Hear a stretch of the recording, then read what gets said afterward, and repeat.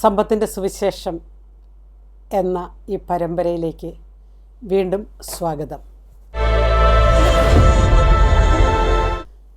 നമ്മുടെ ഈ സാമ്പത്തിക ചിന്തകൾ 25 എപ്പിസോഡുകൾ പിന്നിട്ടു.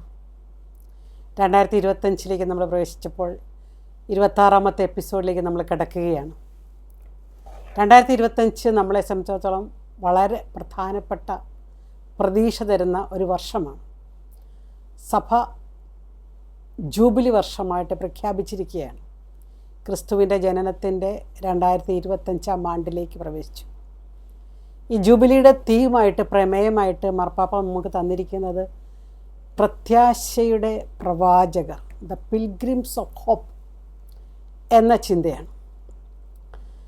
പ്രത്യാശയില്ലാത്ത മനുഷ്യരായിട്ട് നമ്മൾ ജീവിക്കരുത്, പ്രത്യാശ നഷ്ടപ്പെട്ടവരായി മാറരുത്, പ്രത്യാശയിൽ ജീവിതം മുന്നോട്ട് കൊണ്ടുപോകണം എന്നതാണ് ഈ വർഷം നമ്മളോട് ചിന്തിക്കാനും വിശകലനം ചെയ്യാനുമൊക്കെ പറഞ്ഞിരിക്കുന്നത്. അതൊരു തീർത്ഥാടനത്തിൻ്റെ പ്രതീതിയിൽ വേണം, അല്ലെങ്കിൽ ആ ഒരു രീതിയിൽ വേണം മുന്നോട്ട് പോകാൻ. നമുക്കറിയാം, തീർത്ഥാടകർ എന്നുള്ള വാക്കിന് വളരെ വലിയ അർത്ഥമുണ്ട്. വെറും ട്രാവലേഴ്സ്, യാത്രക്കാരല്ല അവർ, വെറും ടൂറിസ്റ്റ് അല്ലെങ്കിൽ അങ്ങനെയുള്ള ടൂറിസത്തിന് പോകുന്നവരുമല്ല. തീർത്ഥാടകർ എന്ന് പറയുമ്പോൾ പ്രത്യേകമായൊരു ലക്ഷ്യമുണ്ട്. മാർപ്പാപ്പ പറയുന്ന ലക്ഷ്യം ഹോളി ഡോറാണ്, വിശുദ്ധ വാതിൽ. നിത്യജീവൻ മുന്നിൽ കണ്ടുകൊണ്ട് ജീവിക്കുവാൻ, പ്രത്യാശയിൽ ജീവിക്കുവാൻ നമ്മളോട് ആഹ്വാനം ചെയ്തിരിക്കുന്ന വർഷം. ഈ സാമ്പത്തിക ചിന്തയും ഇതുമായിട്ട് എന്താണ് കണക്ഷൻ എന്നൊരു പക്ഷേ ചിന്തിക്കുന്നുണ്ടാകാം. പലപ്പോഴും പ്രത്യാശ നഷ്ടപ്പെട്ട മനുഷ്യർ സാമ്പത്തികമായി അസ്വസ്ഥപ്പെടുന്ന മനുഷ്യരായിട്ട് നമ്മൾ കാണുന്നുണ്ട്. സാമ്പത്തികം എന്നുള്ളത്, അല്ലെങ്കിൽ പണം എന്ന് പറയുന്നത് കേവലം ഒരു വികാരമാണ്. എന്നാൽ വികാരത്തിനപ്പുറം മനുഷ്യജീവിതത്തെ സമൂലമായി ബാധിക്കുന്ന, അല്ലെങ്കിൽ അതിനോട് ചേർന്ന് പിടിക്കുന്ന ഒരു വസ്തുവാണ്, ഒരവസ്ഥയാണ്. പലപ്പോഴും കൂട്ട ആത്മഹത്യകളൊക്കെ നമ്മൾ പത്രത്തിലും മീഡിയയിലൊക്കെ വായിക്കുമ്പോഴും പ്രത്യാശ നഷ്ടപ്പെടുന്നവരാണല്ലോ ആത്മഹത്യയിലേക്കൊക്കെ നീങ്ങുന്നത്. നമ്മൾ ആ വാർത്ത വായിക്കുമ്പോൾ അവസാനം ഇങ്ങനൊരു വരി കാണാറുണ്ട്: കടുത്ത സാമ്പത്തിക പ്രതിസന്ധിയിലൂടെ ആ കുടുംബം കടന്നുപോയി എന്ന് കരുതപ്പെടുന്നു, അല്ലെങ്കിൽ പറയപ്പെടുന്നു എന്ന്. സാമ്പത്തികവും പ്രത്യാശയും തമ്മിൽ വലിയ ബന്ധമുള്ളത് കൊണ്ടാണ്. പണം വലിയ പ്രശ്നമാണോ? ചിലരെങ്കിലും എന്നോട് ചോദിക്കാറുണ്ട്, is money a problem? No, never. പണമല്ല പ്രശ്നം. പണത്തോടുള്ള നമ്മുടെ മനോഭാവവും പണം നമ്മൾ കൈകാര്യം ചെയ്യുന്ന രീതിയുമാണ് പ്രശ്നം. തിമോത്തിക്കെഴുതിയ ലേഖനത്തിൽ പൗലോസ്ലിഹ 1 തിമോത്തി 6-ാം അധ്യായത്തിൽ 10-ാം വാക്യത്തിൽ പറയുന്നുണ്ട്, ധനമോഹമാണ്, the love of money is the root of every evil. എല്ലാ തിന്മയുടെയും അടിസ്ഥാനം പണമല്ല, പണത്തോടുള്ള അമിതമായ സ്നേഹമാണെന്ന്. അതുകൊണ്ടാണ് ഞാൻ ആ മനോഭാവം എന്നുള്ള വാക്ക് ഉപയോഗിച്ചത്. പണം അതിനാൽ തന്നെ മോശമായൊരു വസ്തു അല്ല. നമ്മുടെ ജീവിതത്തെ ക്രമപ്പെടുത്താൻ, നമ്മുടെ ജീവിതത്തെ മുന്നോട്ട് നയിക്കാൻ, അതിനെ മെച്ചപ്പെടുത്താൻ, അതിനെ വഴി നടത്താൻ നമുക്ക് ദൈവം തന്നിരിക്കുന്ന ഒരു വലിയ മാധ്യമം, മീഡിയം, അതാണ് പണം. അപ്പോൾ സമ്പത്തിനെ നമ്മൾ കൈകാര്യം ചെയ്യുന്നത് ഒരു മിഷണറി ചൈതന്യത്തിൽ, നമ്മൾ കഴിഞ്ഞ എപ്പിസോഡിലൊക്കെ കണ്ടായിരുന്നു അല്ലേ, എങ്ങനെ ഒരു മിഷണറി ചൈതന്യത്തിൽ പണത്തെ കൈകാര്യം ചെയ്യാൻ സാധിക്കുമെന്ന്. അപ്പോൾ അങ്ങനെ നമ്മൾ കൈകാര്യം ചെയ്യുമ്പോൾ പണം നമ്മുടെ ഒരു നമുക്ക് ഭരിച്ചു നിർത്താവുന്നത്. Money never should be your master but should be your servant എന്ന് പറയും. നിങ്ങളെ ഭരിക്കുന്ന ഒന്നാകരുത് പണം, നിങ്ങളായിരിക്കണം പണത്തെ ഭരിക്കേണ്ടത്, സമ്പത്തിനെ. If you can manage your money, money will manage you എന്നാണ്. പണത്തെ നമുക്ക് കൈകാര്യം ചെയ്യാൻ അറിയാൻ പാടില്ലെങ്കിൽ പണം കയറി നമ്മളെ കൈകാര്യം ചെയ്യും. അതുകൊണ്ട് ഈ പ്രത്യാശയുടെ ഈ വർഷത്തിൽ പ്രത്യാശയുടെ തീർത്ഥാടകരാകുമ്പോൾ ദൈവം തന്നിരിക്കുന്ന അമൂല്യ സമ്പത്തായ പണത്തെ, മറ്റ് സാമ്പത്തിക കാര്യങ്ങളെയെല്ലാം നമ്മൾ അതിൻ്റേതായൊരു മനോഹാരിതയിൽ കണ്ടുമുട്ടാനും ഉപയോഗിക്കാനും നമുക്ക് സാധിക്കണം. പണവുമായിട്ട് ബന്ധപ്പെട്ട ബൈബിളിലെ ചില ചിന്തകളാണ് ഈ എപ്പിസോഡിൽ നിങ്ങളുമായിട്ട് പങ്കുവയ്ക്കാൻ ഞാൻ ആഗ്രഹിക്കുന്നു. പണം ഒരു റിസോഴ്സാണെന്ന് ഞാൻ പറഞ്ഞു അല്ലേ. സാമ്പത്തിക ശാസ്ത്രത്തിൽ വിഭവങ്ങളെ 2ആയിട്ടാണ് തിരിക്കുന്നത്: the human resources and the material resources. മനുഷ്യരാണ് ഏറ്റവും വലിയ സമ്പത്ത്. അതുകൊണ്ടാണ് മനുഷ്യനെ സൃഷ്ടിച്ചത് മനോഹരമായിരിക്കുന്നു എന്ന ഉൽപ്പത്തി പുസ്തകത്തിൽ നമ്മൾ വായിക്കുന്നത്. രണ്ടാമത്, ദൈവം നമുക്ക് തരുന്ന മറ്റ് വിഭവങ്ങളെല്ലാം തന്നെ നമ്മുടെ എബിലിറ്റീസ് ആകാം, നമ്മുടെ കഴിവുകളാകാം, നമ്മുടെ സ്വത്താകാം, നമ്മുടെ വിദ്യാഭ്യാസമാകാം, ദൈവം തന്ന മക്കളാകാം, മാതാപിതാക്കളാകാം, ബന്ധുമിത്രാദികളാകാം, ഈ പ്രകൃതി തന്നെ, ഇതെല്ലാം മെറ്റീരിയൽ റിസോഴ്സ് എന്ന് പറയും. So human resources and non human resources, മനുഷ്യ വിഭവശേഷിയും മനുഷ്യേതര വിഭവശേഷിയും, ഇത് രണ്ടിനെയും നമ്മൾ മനോഹരമായിട്ട് കൈകാര്യം ചെയ്യണമെന്നാണ് തമ്പുരാൻ നമ്മളോട് പഠിപ്പിക്കുന്നത്.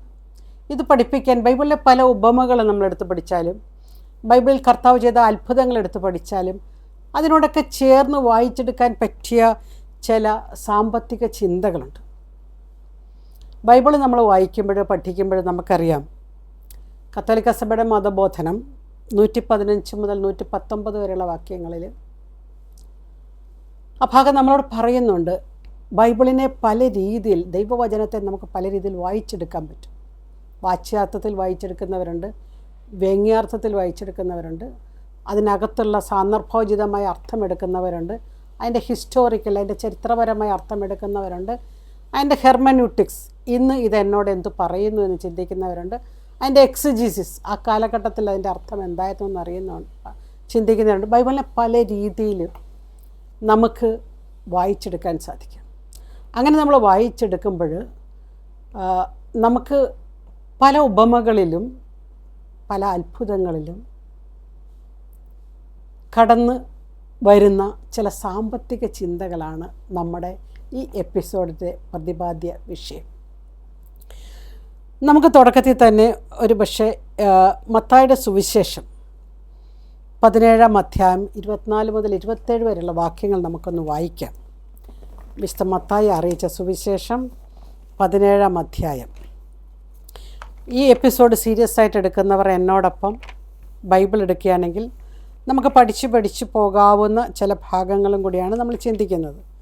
17-ാം അധ്യായത്തിൽ 24 മുതൽ 27 വരെയുള്ള വാക്യങ്ങളിൽ കർത്താവിനോട് ചോദിക്കുന്നുണ്ട്. അവർ കഫർനാമിലെത്തിയപ്പോൾ ദേവാലയ നികുതി പിരിക്കുന്നവർ പത്രോസിൻ്റെ അടുത്തതെന്ന് ചോദിച്ചു, നിങ്ങളുടെ ഗുരു നികുതി കൊടുക്കുന്നില്ലേ? അവൻ പറഞ്ഞു, ഉവ്വ്. പിന്നീട് വീട്ടിലെത്തിയപ്പോൾ യേശു ചോദിച്ചു, ശിമയോനെ, നിനക്കെന്ത് തോന്നുന്നു? ഭൂമിയിലെ രാജാക്കന്മാർ ആരിൽ നിന്നാണ് നികുതിയോ ചുങ്കമോ പിരിക്കുന്നത്? തങ്ങളുടെ പുത്രന്മാരിൽ നിന്നോ അതോ അന്യരിൽ നിന്നോ? അന്യരിൽ നിന്ന് എന്ന് പത്രോസ് മറുപടി പറഞ്ഞു. യേശു തുടർന്നു, അപ്പോൾ പുത്രന്മാർ സ്വതന്ത്രരാണല്ലോ. എങ്കിലും അവർക്ക് ഇടർച്ച ഉണ്ടാകാതിരിക്കാൻ നീ കടലിൽ പോയി ചൂണ്ടയിടുക. ആദ്യം ലഭിക്കുന്ന മത്സ്യത്തിൻ്റെ വായ് തുറക്കുമ്പോൾ ഒരു നാണയം കണ്ടെത്തും. അതെടുത്ത് എനിക്കും നിനക്കും വേണ്ടി അവർക്ക് കൊടുക്കുക. നികുതി കൊടുക്കുന്ന കർത്താവിനെയാണ് നമ്മളിവിടെ കാണുന്നത്. ടാക്സ് കൊടുക്കുന്ന കർത്താവ് ടാക്സ് കൊടുക്കേണ്ട ആവശ്യമുണ്ടോ എന്ന് ചോദിക്കും. കാരണം എല്ലാ സമ്പത്തിൻ്റെയും ഉടയവനായ ദൈവം ഇതിൻ്റെ ആവശ്യമുണ്ടോ? അതുകൊണ്ടാണ് ഈശോ പത്രോസിനോട് ചോദിക്കുന്നത്, ശിമയോനെ, നിനക്ക് എന്താണ് തോന്നുന്നത്? ശിമയോൻ പറഞ്ഞു, അനിലിൽ നിന്നാണ് ടാക്സ് കൊടുക്കേണ്ടതെന്ന്. പക്ഷെ അവിടെ ശിമയോനെ കർത്താവ് തിരുത്തുകയാണ്. നീ പറഞ്ഞൊക്കെ ശരിയാണ്, പക്ഷെ നമുക്കിപ്പോൾ ടാക്സ് കൊടുക്കാം. ഒരു മത്സ്യത്തിൻ്റെ വായിനകത്തിരിക്കുന്ന നാണയത്തെക്കുറിച്ച് പോലും അറിവുള്ള, ബോധ്യമുള്ള കർത്താവ് ആ നാണയം എടുത്തുകൊണ്ട് വരാൻ ആവശ്യപ്പെടുകയാണ്. പണം ദൈവത്തിൻ്റെ സമ്പത്താണ്, നമുക്കറിയാം അല്ലേ? നിയമാവർത്തന പുസ്തകത്തിൽ നമ്മൾ വായിക്കുന്നുണ്ട്, ദൈവമാണ് സമ്പത്ത്. ഡ്യൂട്രോണമി 8-ാം അധ്യായം 17-18 വാക്യങ്ങൾ പറയുന്നുണ്ടല്ലേ, എൻ്റെ കഴിവും എൻ്റെ ഭുജബലവുമാണ് ഈ സമ്പത്തെന്നെല്ലാം എനിക്ക് തന്നതെന്ന് നീ ഹൃദയത്തിൽ പോലും ചിന്തിക്കരുതെന്ന്. That means give the credit to God എന്നാണ് പറയുന്നത് അല്ലേ? ഡ്യൂട്രോണമിയിൽ നമ്മൾ അങ്ങനെയാണ് വായിക്കുന്നത്, ദൈവത്തിന് മഹത്വം കൊടുക്കുക, ദൈവമാണ് സമ്പത്ത്. ഈ ദൈവം സമ്പത്താകുമ്പോൾ തന്നെ ദൈവം ദശാംശം കൊടുക്കും. അന്നത്തെ നിയമം അനുസരിച്ച് 20 വയസ്സ് കഴിഞ്ഞ എല്ലാവരും ടെമ്പിൾ ടാക്സ് കൊടുക്കണമെന്നുണ്ടായിരുന്നു. ദേവാലയ നികുതി. ടെമ്പിൾ ടാക്സ് കൊടുക്കുന്നത് എന്തിനാണെന്ന് ചോദിച്ചു കഴിഞ്ഞാൽ അവരുടെ പാരമ്പര്യം അനുസരിച്ച്, അന്നത്തെ കാലഘട്ടം അനുസരിച്ച് നമ്മൾ പഠിക്കുമ്പോൾ അത് റിപ്പയർ ആൻഡ് മെയിൻ്റനൻസ് കോസ്റ്റ് എന്നാണ് അവർ വിളിച്ചുകൊണ്ടിരുന്നത്. ദേവാലയത്തിൻ്റെ പുനർനിർമ്മാണത്തിനും ദേവാലയം കൈകാര്യം ചെയ്തുകൊണ്ട് പോകാനും ഉള്ള ചിലവ്. അന്ന് അത് 20 വയസ്സിന് മുകളിലുള്ള എല്ലാവരും തന്നെ കൊടുത്തിരിക്കണമെന്നാണ്. ആ നിയമത്തെയാണ് യേശു ഇവിടെ പാലിക്കുന്നത്. ചുറ്റുപാടുമുള്ളവർ പാലിക്കുന്ന നിയമം, മറ്റുള്ളവർക്ക് ഇടർച്ച ഉണ്ടാകാതിരിക്കും. അങ്ങനെ നമ്മൾ വായിച്ചു കേട്ടതല്ലേ. മറ്റുള്ളവർക്ക് അപ്പോൾ പുത്രന്മാർ സ്വതന്ത്രരാണ്, എങ്കിലും അവർക്ക് ഇടർച്ച ഉണ്ടാകാതിരിക്കാൻ വേണ്ടി നീ ആ നാണയം എടുത്ത് കൊടുക്കുക എന്നുള്ളത്. മോശയുടെ കാലഘട്ടത്തിലൊക്കെ നമ്മൾ പഠിക്കുന്നുണ്ട്. പുറപ്പാട് പുസ്തകത്തിൽ 30-ാം അധ്യായം 13-ാം വാക്യത്തിലും 38-ാം അധ്യായം 26-ാം വാക്യത്തിലുമൊക്കെ ഇങ്ങനെ ദേവാലയത്തിന് നികുതി കൊടുക്കുന്ന ഒരു പാരമ്പര്യം നമ്മൾ വായിക്കുന്നുണ്ട്. ജോഷുവയുടെ കാലഘട്ടത്തിലും അതുപോലെ തന്നെ 2 ക്രോണിക്കിൾസ് ദിനവൃത്താന്തത്തിൽ നമ്മൾ 24-ാം അധ്യായത്തിൽ 9 മുതൽ 14 വരെയുള്ള വാക്യങ്ങൾ. നെഹമ്യയുടെ കാലഘട്ടത്തിൽ, നെഹമ്യ ദേവാലയം നിർമ്മിച്ച വ്യക്തിയാണ്, നിർമ്മിച്ച പ്രവാചകനാണ്. നെഹമ്യയുടെ കാലഘട്ടത്തിലും ദേവാലയത്തിന് നികുതി കൊടുക്കുന്നതിനെക്കുറിച്ച് നമ്മൾ വായിക്കുന്നുണ്ട്. നെഹമ്യ 10:32. ഞാനൊരു എപ്പിസോഡിൽ ദശാംശത്തെക്കുറിച്ച് പറഞ്ഞൊരു എപ്പിസോഡിൽ ദേവാലയത്തിന് ആവശ്യമായത് നമ്മുടെ വരുമാനത്തിൻ്റെ 10% ഒക്കെ കൊടുക്കണമെന്ന് പറഞ്ഞത് വളരെയധികം പേര് വളരെ സ്വാഗതാർഹമായി ആ വീഡിയോ സ്വീകരിച്ചു. എന്നാൽ കുറച്ച് പേരെങ്കിലും അസ്വസ്ഥരായിട്ട് എന്നോട് ചോദിച്ചിട്ടുണ്ട്, ഇത്രയും വലിയ രമ്യഹർമ്മ്യമുള്ള ദേവാലയമൊക്കെ പണിയണമോ? ഇത്ര കോടിക്കണക്കിന് രൂപ മുടക്കേണ്ട കാര്യമുണ്ടോ? ഇങ്ങനെ അവരെ അസ്വസ്ഥമാക്കിയ ചില ചിന്തകളും ഒക്കെ എന്നോട് ചോദിച്ചു. സാമ്പത്തികമായിട്ട് ബന്ധപ്പെട്ടവരെ അസ്വസ്ഥമാക്കിയ പല ചോദ്യങ്ങളെന്നായിരുന്നു. ദാരിദ്ര്യത്തിൽ ഇത്രയും പേര് ജീവിക്കുമ്പോൾ രമ്യഹർമ്മ്യമായ കോടിക്കണക്കിന് രൂപ വിലയുന്ന ഇതൊക്കെ നിർമ്മിക്കണോ? നമ്മുടെ മതമേലധ്യക്ഷന്മാരൊക്കെ വളരെ ലാവിഷായിട്ട് ആർഭാടകരമായ ജീവിതമെല്ലാം നയിക്കണത് ശരിയാണ്? ഇങ്ങനെ പല ചോദ്യങ്ങൾ എനിക്ക് പല ഭാഗത്തു നിന്ന് ആ എപ്പിസോഡ് കണ്ടതിന് ശേഷം വന്നു. ഇനി നമ്മൾ ക്ലാരിറ്റി വരുത്താൻ ആഗ്രഹിക്കുകയാണ്, വളരെ ക്ലാരിറ്റി. കർത്താവിൻ്റെ ഭവനത്തിലേക്ക് ആവശ്യമായ ടാക്സ് കൊടുക്കാൻ കർത്താവ് തന്നെ മുൻകൈ എടുക്കുന്ന ഒരു രംഗം. ഇവിടെയാണ് നമ്മളിങ്ങനെ ഡൈവേഴ്സിഫിക്കേഷൻ ഓഫ് റിസോഴ്സസ് എന്നുള്ളത് പഠിക്കേണ്ടത്. നമ്മുടെ വിഭവങ്ങളെ വിപുലീകരിക്കാനും വിഭവങ്ങളെ വ്യത്യസ്തമാക്കാനും നമുക്ക് സാധിക്കണം.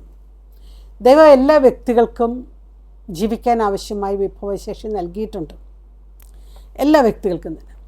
താലന്തുകളുടെ ഉപമ നമ്മൾ പഠിക്കുകയാണെങ്കിൽ നമുക്കറിയാം, താലന്തുകളുടെ ഉപമയിൽ ഈശോ വളരെ വ്യക്തമായിട്ട് നമ്മളെ പഠിപ്പിച്ച് തരുന്നുണ്ട്, അല്ലേ? എങ്ങനെയാണ് നമ്മുടെ വിഭവങ്ങളെ എങ്ങനെയാണ് നമ്മൾ മനോഹരമായിട്ട് ഉപയോഗിക്കേണ്ടതെന്നുള്ളത്. അതായത് പലർക്കും പല രീതിയിലുള്ള വിഭവങ്ങളാണ് ദൈവം കൊടുത്തത്. എല്ലാവർക്കും ഈക്വലായിട്ട് കൊടുത്തിരിക്കുന്ന ഏക വിഭവം സമയമാണ്. ഒരു ദിവസം 24 മണിക്കൂർ എന്നൊക്കെ നമ്മൾ പറയുന്നത് വളരെ ഈക്വലായിട്ട് എല്ലാവർക്കും കൊടുത്തിരിക്കുന്ന സമയമാണ്. എന്നാൽ പൊതുവേ നമ്മൾ പറയുമ്പോഴത്തേക്കും ചില കഴിവുകൾ, ചില സിദ്ധികൾ, ഒരാൾക്ക് 10 താലന്ത് കൊടുത്തു, ഒരാൾക്ക് 5 താലന്ത് കൊടുത്തു, ഒരാൾക്ക് അതിലും കുറച്ച് കൊടുത്തു എന്നൊക്കെ നമ്മളിങ്ങനെ വായിക്കുമ്പോൾ നമുക്കറിയാം ദൈവം എന്തിനാണ് ഇങ്ങനെ. മത്തായിയുടെ സുവിശേഷം 25-ാം അധ്യായം അല്ലേ, 14 മുതൽ 30 വരെയുള്ള വാക്യങ്ങളാണ് നമ്മൾ വായിക്കുന്നത്. താലന്തുകളുടെ ഉപമ, മത്തായിയുടെ സുവിശേഷം 25-ാം അധ്യായം 14 മുതൽ 30 വരെയുള്ള വാക്യങ്ങൾ. ഒരുവൻ യാത്ര പുറപ്പെടുന്നതിന് മുമ്പ് ഭൃത്യന്മാരെ വിളിച്ച് തൻ്റെ സമ്പത്ത് അവരെ ഭരമേൽപ്പിച്ചതുപോലെയാണ് സ്വർഗരാജ്യം.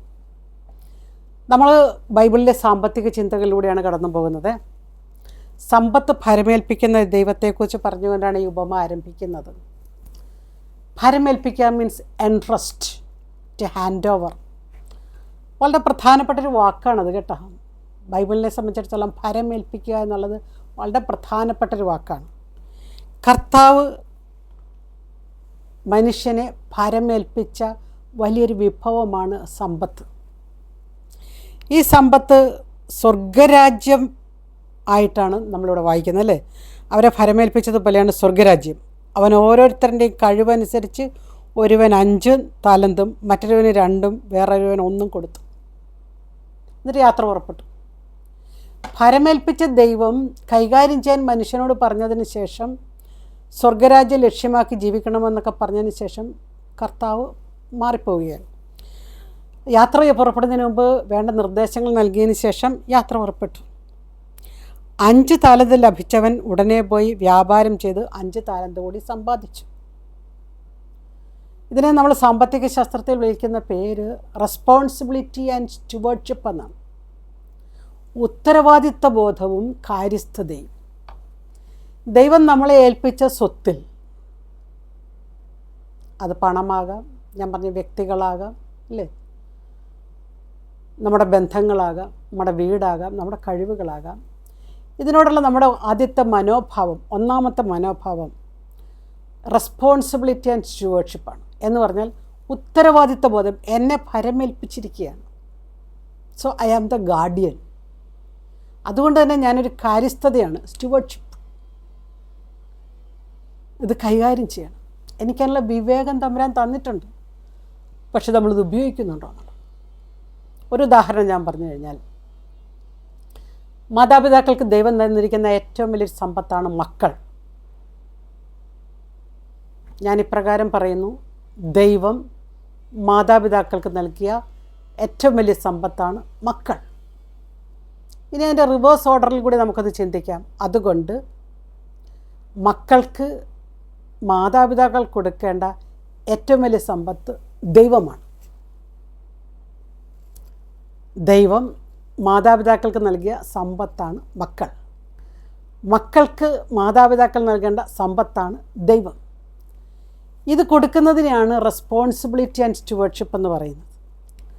നമ്മൾ ഇത് കൊടുക്കുന്നവരായി മാറുക എന്നുള്ളത്. ഇവിടെയാണ് കാര്യസ്ഥത എന്ന് പറയുന്നത്.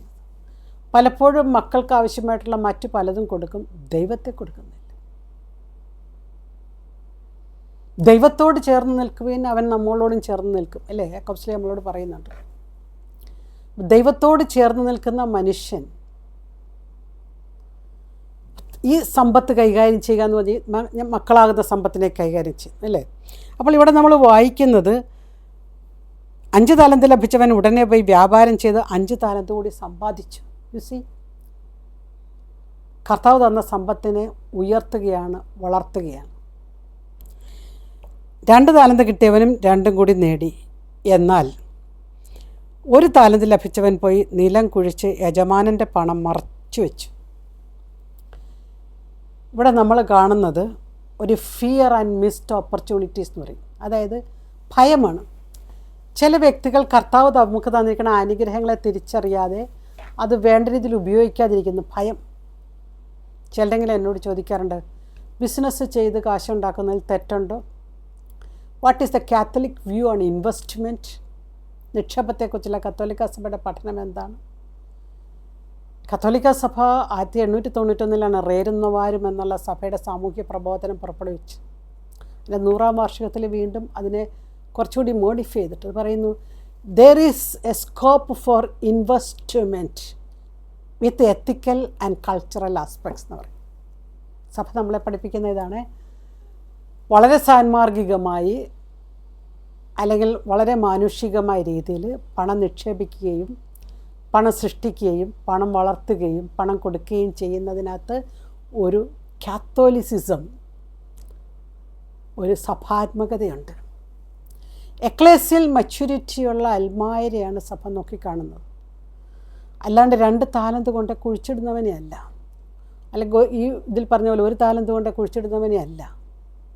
ദൈവം നമുക്ക് നൽകിയിരിക്കുന്ന വിഭവങ്ങളെ മാക്സിമം ഉപയോഗിക്കുക. അവിടെ ഒരു റിസ്ക് ഉണ്ട്, ഒരു അസ്വസ്ഥതയുണ്ട്. ചിലപ്പോഴൊക്കെ പണം നിക്ഷേപിച്ച് കഴിഞ്ഞാൽ ചിലപ്പോൾ പണം നഷ്ടപ്പെട്ടെന്നിരിക്കാം, പണം നഷ്ടപ്പെട്ടില്ലെന്നിരിക്കാം. അവിടെ റിവാർഡുണ്ട്, ചിലപ്പോൾ നമുക്ക് നല്ല പ്രതിഫലം കിട്ടും. അപ്പോൾ താലന്തിൻ്റെ ഉപമയിലൂടെ ദൈവം നമുക്ക് തരുന്ന പാഠങ്ങളിൽ പ്രധാനപ്പെട്ടത് കർത്താവാണ് സമ്പത്തിൻ്റെ ഉടമ. കർത്താവ് എന്നെ ഇത് ഭരമേൽപ്പിച്ചിരിക്കുന്നു, ഇത് വളർത്താൻ ഞാൻ നിയോഗിക്കപ്പെട്ടിരിക്കുന്നു, ഇത് കാര്യസ്ഥതയോടുകൂടി കൈകാര്യം ചെയ്യണം. അതിനകത്ത് കുറച്ച് റിസ്ക് ഉണ്ട്, അസ്വസ്ഥതയുണ്ട്. പക്ഷേ ഭയരഹിതമായി ഇതിനെ കൈകാര്യം ചെയ്യാനും കൊടുക്കുവാനും എനിക്ക് സാധിക്കണമെന്നുള്ളത്. ഞാൻ കഴിഞ്ഞ ദിവസം എടുത്ത് ക്ലാസ് എടുക്കാൻ പോയപ്പോൾ, ഫാമിലി ബഡ്ജറ്റുമായിട്ട് ബന്ധപ്പെട്ട് ക്ലാസ് എടുക്കാൻ പോയപ്പോൾ ഒരു സ്ത്രീ വന്ന് എന്നോട് പറഞ്ഞു, 9 കോടി രൂപയുടെ സ്വത്തുണ്ടായിരുന്നു ഞങ്ങൾക്ക്, പക്ഷെ ബിസിനസ് ചെയ്ത് എല്ലാം നഷ്ടപ്പെട്ടു. ഇന്ന് 1 കോടി രൂപയുടെ കടവും 60 സെൻറ്റ് സ്ഥലവും ഉണ്ട്. എങ്ങനെ ജീവിക്കണമെന്നും എങ്ങനെ മുന്നോട്ട് പോകണമെന്നും അറിഞ്ഞുകൂടാ. എന്താണ് ചെയ്യേണ്ടത്? എൻ്റെ ഭർത്താവിന് മദ്യപാനമോ മറ്റു ദുശ്ശീലങ്ങളോ ഒന്നുമില്ല. പക്ഷെ ബിസിനസ് ചെയ്തു, നഷ്ടം. ഞാൻ പറഞ്ഞു, ഇനി കഴിഞ്ഞു പോയ 9 കോടി ആലോചിച്ച് നിന്നിട്ട് നമുക്കൊരു കാര്യമൊന്നുമില്ല. സ്ക്രാച്ചിൽ നിന്ന് തുടങ്ങാം. ഉള്ളതിൽ വെച്ചുകൊണ്ട് നമുക്കിനി അടുത്തത് എന്ത് ചെയ്യാൻ സാധിക്കും? വീട്ടിലെല്ലാവരും കൂടി ആലോചിച്ചിട്ട് ഉള്ളത് വെച്ചുകൊണ്ട് നമുക്ക് എവിടെ നിന്ന് സ്റ്റാർട്ട് ചെയ്യാം? അങ്ങനെ 1 കോടി കടമുണ്ടല്ലോ, അത് വീട്ടണമല്ലോ. എവിടെ നിന്ന് സ്റ്റാർട്ട് ചെയ്യാം? പരാജയങ്ങളല്ല പ്രശ്നങ്ങൾ, വീണടത്തുനിന്ന് എഴുന്നേൽക്കാൻ പഠിക്കുക എന്നുള്ളതാണ് പ്രധാനപ്പെട്ടത്. ചില തമാശയ്ക്ക് പറയാണ്ട്, എങ്ങനെ വീണാലും ഞാൻ അവിടെ നിന്ന് എന്തെങ്കിലും പെറുക്കിയെടുക്കാൻ ശ്രമിക്കും. അനുഭവങ്ങളാണ് അനുഭവങ്ങൾ. നമ്മുടെ അബദ്ധങ്ങളെ അനുഭവം എന്ന് വിളിക്കരുത്, അത് അബദ്ധം തന്നെയാണ്.